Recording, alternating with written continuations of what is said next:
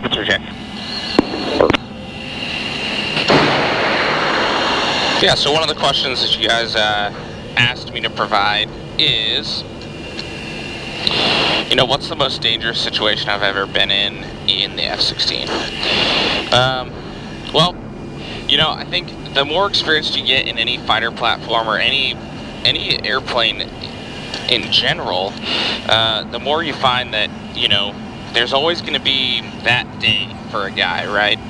And you just hope that that day doesn't come very often, if ever, right? For me, I had a critical fuel leak over the middle of the Pacific Ocean between Hawaii and Guam a couple years back, and had to actually divert into Wake Island. Departure Viper 3, 2 shift airborne on the Flex West. Viper 3 nose departure, I didn't requested altitude. Thankfully, we had a tanker with us, so I was able to refuel and make sure that all that was good to go, and bring it down into the field. Viper 3 with the flash, climbing 16.5. Viper 3 radar contact over the racetrack. That day, I had one wingman with me. He was actually my flight lead for the day, and I was the wingman. He backed me up in the checklist and the decision-making process, and we decided to turn it around and bring it into Wake Island, which is a planned divert for us, but one that guys do not go to very often. So we brought it back down and brought it down to that airfield, and everything was safe and good from that point on. Alright, so before everything overheats, I'll try and answer these questions as best I can. So, when does the fatigue factor start setting in dogfighting or BFM? Really, the answer to that is immediately. So, Viper 3, contact nose control, channel 8. Viper, push 8. The answer to that really is, honestly, immediately. When you're doing knife fighting in the phone booth, you're getting in close, you can kind of see in the defensive fighting regime that I'm almost breathing more heavily and getting more flustered than if I'm offensive. If you're in an offensive posture, all you need to do is look forward and really have a precise maneuvering to kill the adversary, right? So it's more cerebral than the tooth to nail posture of defensive BFM. But really, any aircraft can go from an offensive to a defensive position in a heartbeat. So you've really got to be prepared for anything. So I'd say, fatigue really sets in immediately, and you don't really get it back until you stop fighting and go to a different regime of flight or go back home. So, yeah. All right, starting the GX 4 to 5 for the first 90, 5 to 7 for the second. 5 for 1's ready. For G1 in place 90 right now.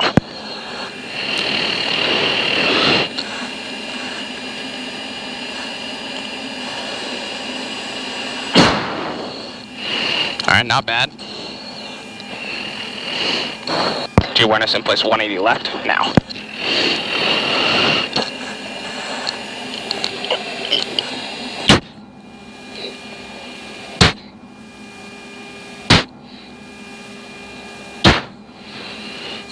Alright, that worked alright. Altitude. In place 90 right, 1's good G. Good G. Flight floor 10,000, acknowledge.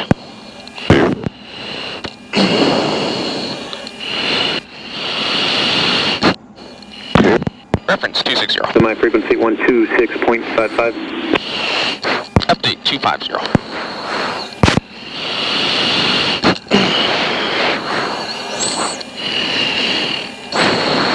Alright. So that looked like that worked okay. So you can already tell my heart rate is just a little bit increased, and we only maxed out at 5.7 Gs there. So 5.7 times my body weight, which is about 150 for your transparency there, right? Altitude. At bullet 3-1, you got traffic to your northwest, about 10 miles southbound, F-15, flight level 187, and then you got traffic southeast, the PC-12, 16.5. Alright, so now we're maneuvering to what we call a ski room. position on our wingman here, and then we're going to set up a 9K. What that means is we're starting at 2 nautical miles, and then he's going to set himself up in a defensive position so that we can set up an offensive fight for me. Strike copies confirmed they're going to north Island. Affirmative. One of the questions that I have been getting asked lately is Top Gunner Iron Eagle, and I will admit that I've actually seen neither, and I am fully recognize that I am a complete disappointment to the entire fighter aviation community for that fact. However, I feel like integrity is the best solution in most, if not all, circumstances, and so I guess I'll roast myself on the internet for that one. So yeah. So there you go.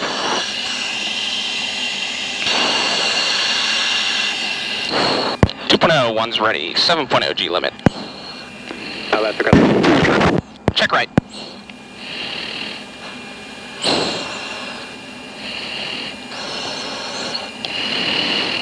Lock.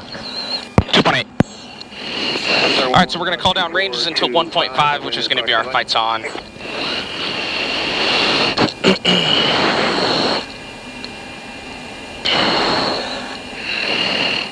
Sorry about that. Last aircraft call up your steps on again. Yeah, try that again. 2.5.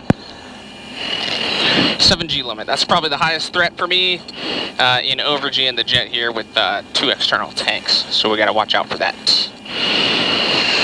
2.0. 1.9. 1.8. 1.7. 1.6. 0.5. Fights on. Looking for the turn circle entry. 05 Whiskey Fox 46. Right about there.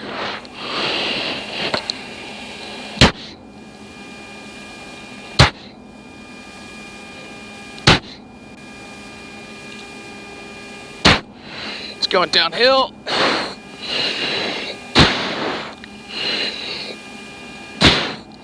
Altitude. Altitude.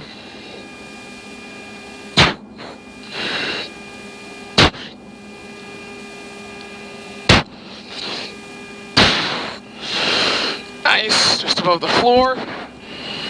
Maintain airspeed.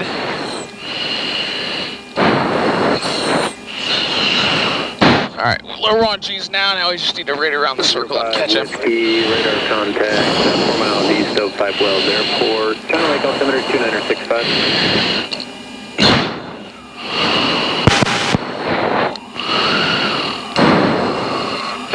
Contact Los Angeles 4.22 today.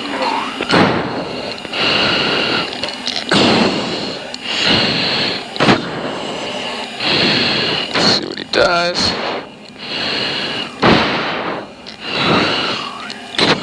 Lock. Okay, 1.0. 0.9. 110 knots of closure. Looks good.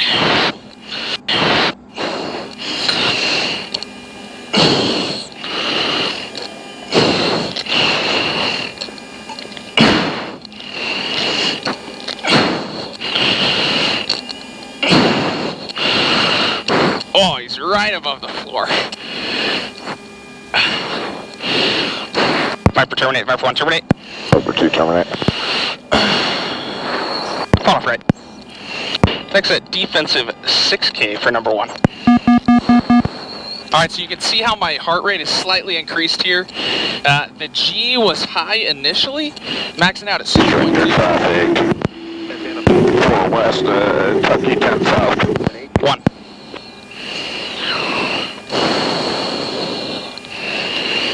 Opcheck 1 is 7.5. 2 7 low drive.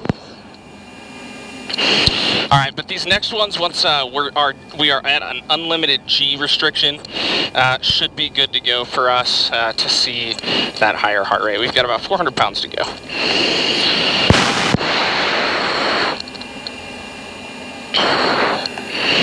Alright, so this one's going to be a defensive posture in a longer range set. So this one's a 6K. He's going to start at 1.5 nautical miles. And then I'm going to be the defender with a flight floor of 10,000 feet. So really the name of the game here is to stay out of his threat weapons engagement zone. So that's going to be both his gun and his missiles. So primarily what you're going to see today is trying to dodge his gun if he gets in close. All right.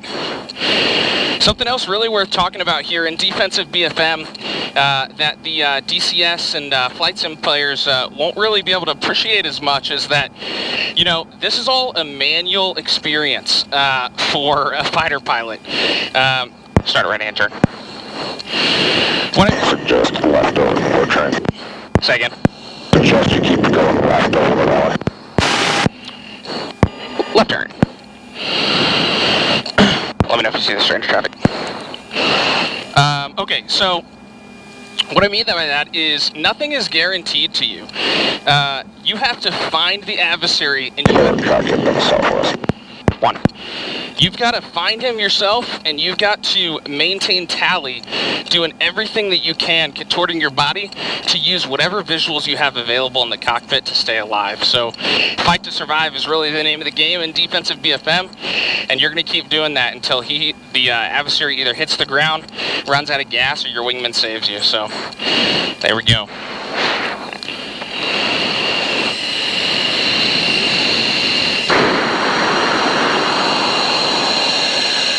What is the most meaningful sortie I've been on? So the answer I can give you for that is, you know, my most meaningful sortie was probably the first flight that I had. Send me the Jason 1 arrival runway 01 left transition. It was probably the first flight that I had after becoming a 4-ship flight lead. So the progression as a military aviator is you start as a wingman where you're just following guys around, you're learning the ropes, because really the only thing you can do is proficiently, and maybe not even that at the time, is fly your own airplane, let alone lead somebody else.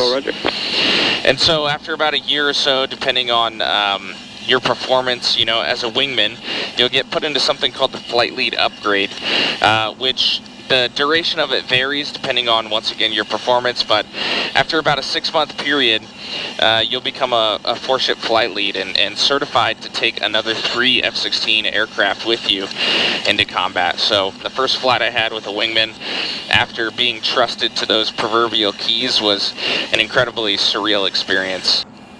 He's ready. Check left. 1, 2.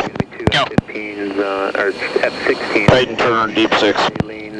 Same flight level 1. Tally. 1. Right and turn. Lights on.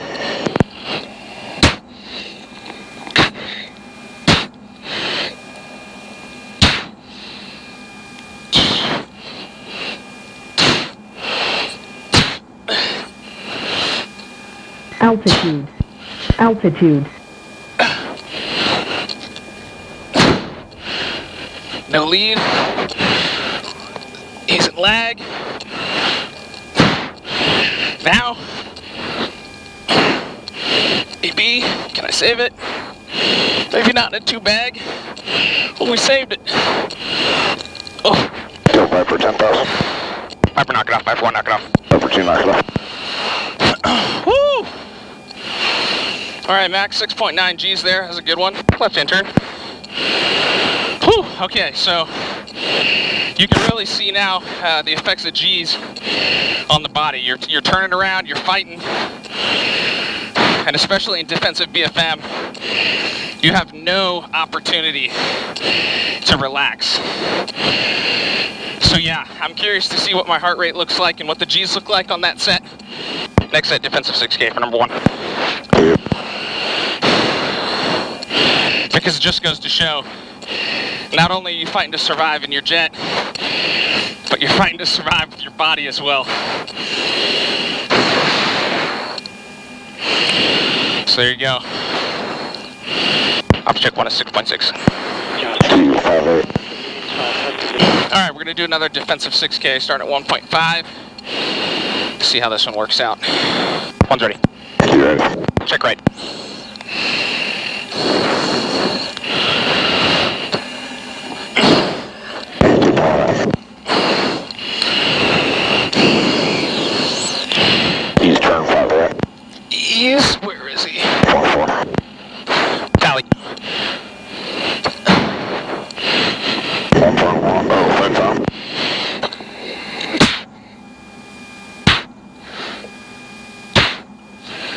Circle entry on time.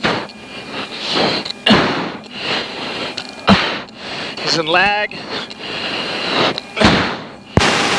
Okay. Altitude. Altitude. Jesus.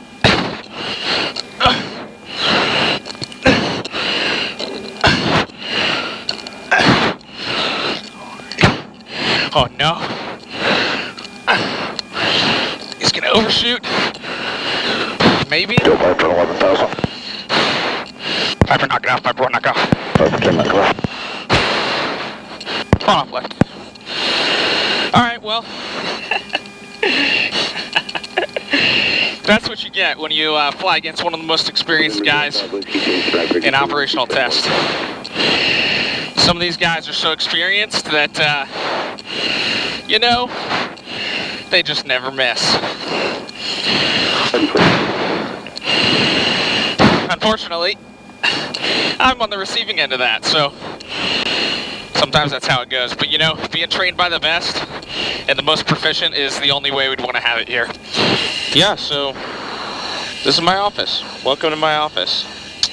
You know, for a lot of guys, you know, working professionals or most of the world out there, you know, they do a 9 to 5. They go to work. They get in an office chair in a cubicle in a building, you know, and do that kind of work. And I'm sure it's impactful and incredible and making a difference in its own way. But you know, this is what I do. Up 3 left, base gear, stop 3 left. Viper 313 left, 1030 at 24, got 28, cleared to land. Viper 3, clear to land, 3 left. Messing up my radio calls because I'm thinking about life.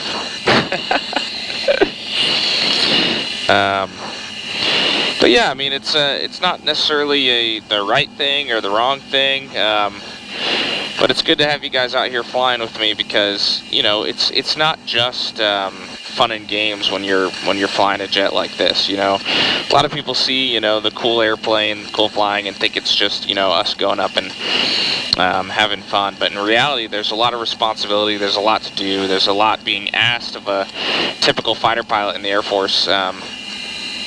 That it is a full-time job and a half a lot of the times.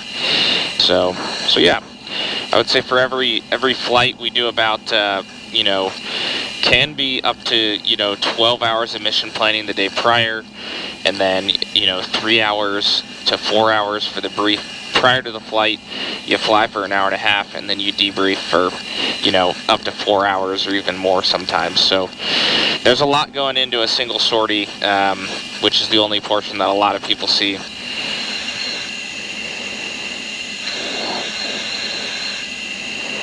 A little bit long landing, a little bit heavyweight. Not bad though. Sweet. It's a good flight, guys.